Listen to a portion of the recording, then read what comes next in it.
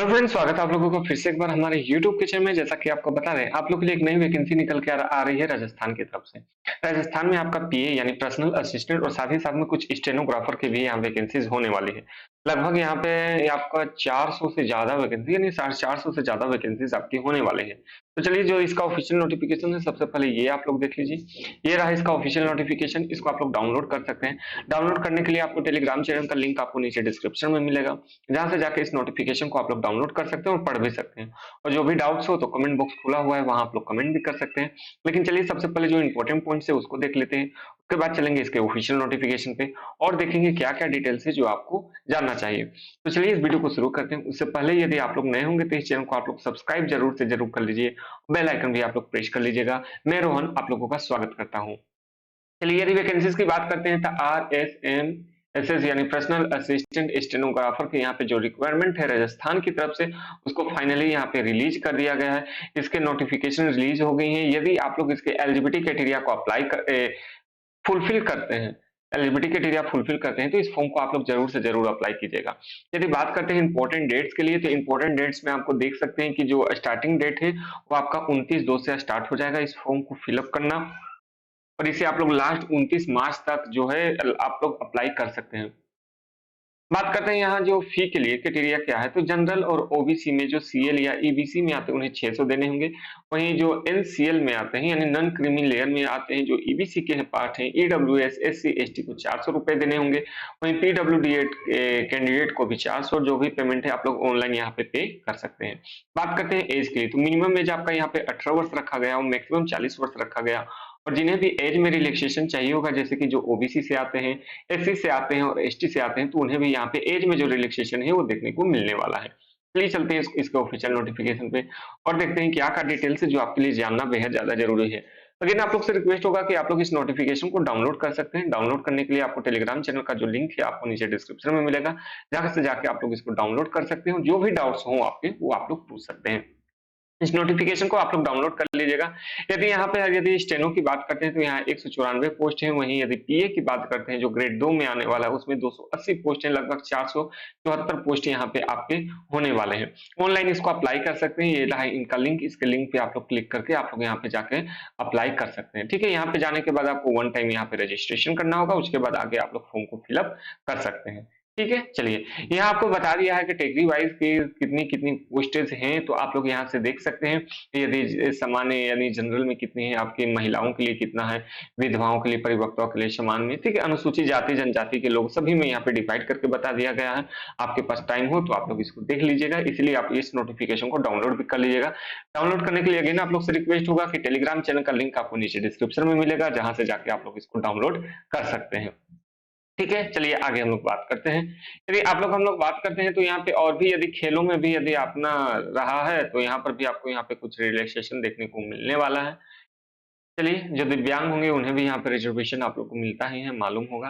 वेतन यहाँ लेवल 10 की यहाँ पे पे मैट्रिक यहाँ लेवल 10 की आपको यहाँ पे देखने को मिलेगी। यदि शैक्षिक योग्यता की बात करते हैं तो सबसे पहले यदि आप 12th पास आउट होने चाहिए, 10+2 यदि पास आउट है तो आप लोग अप्लाई कर सकते हैं। और साथ ही साथ में यदि higher certificate course conducted by DOEACC के अंतर्गत यानी डिपार्टमेंट ऑफ इलेक्ट्रिकल गवर्नमेंट के इंडिया के अंतर्गत आपने यदि कोर्स किया है तो आप लोग इसके लिए अप्लाई कर सकते हैं।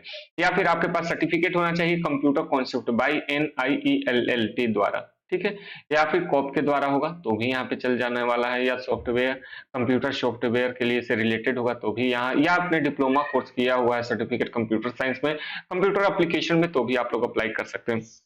ठीक है, इन सभी पॉइंट्स को आप लोग देख लीजिएगा। फिर भी आपके मन में किसी प्रकार का डाउट हो तो कमेंट बॉक्स खुला हुआ है। याद रखिएगा, देवनागरी लिपि आपको हिंदी में कार्य करने का ज्ञान और राजस्थान की संस्कृति के बारे में आपको यहाँ पे मालूम होना चाहिए। इस बात का आप लोग ध्यान रखिएगा। ठीक है, चलिए, इतना आप लोग को मालूम चल गया होगा।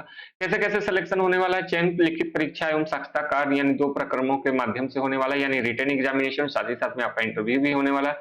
मुख्य परीक्षा में उपस्थित होने से पूर्व चयनित को यहाँ साक्षात्कार के माध्यम से जाना होगा। साक्षर में उपस्थित होने से पूर्व जहाँ चयन केवल लिखित परीक्षा या यथास्थित केवल यच्छा माध्यम से किया जाएगा। लिखित परीक्षा अथवा जो इंटरव्यू है उपस्थित होना आपको जरूरी होगा। ठीक है, चलिए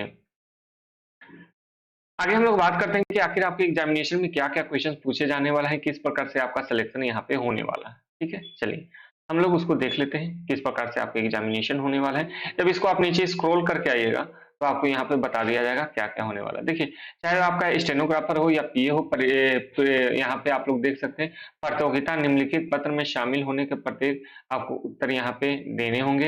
यहाँ पे आप लोग देख सकते हैं, समान दैनिक विज्ञान से आपको 3 घंटे का एग्जामिनेशन होने वाला है, जिसमें से 2 सब्जेक्ट आपके रहने वाले हैं, दैनिक विज्ञान और साथ ही साथ में आपका सामान्य ज्ञान।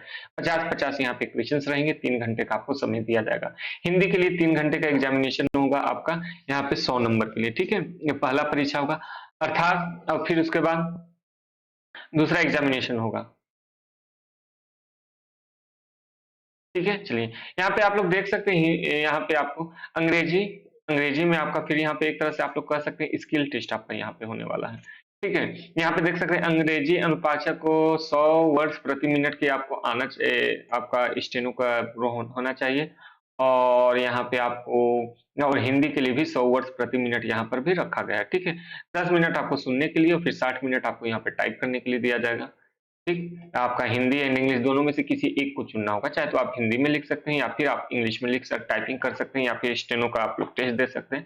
तो याद रखिएगा यहाँ पे आपके जो होने वाला है क्या चीज होगा, तो 10 मिनट आपको बताया जाएगा। ठीक है, उसके बाद आपको यहाँ पे फिर उसी को आपको यहाँ पे टाइप करना होगा, इस बात का याद रखिए। स्टेनो का टेस्ट इसी तरह होता है, सबसे पहले आपको एक रूम में बैठाया जाएगा, वहां पे आपको बता दिया जाएगा ये टॉपिक है, आपको ये पूरा एक कंदाज बोला जाएगा, आपको एक पेड दिया जाएगा जिसमें आपको लिखना होगा, उसके बाद उसी को जाके आपको टाइप करना होगा, यहीं से सिलेक्शन आपका हो जाता है।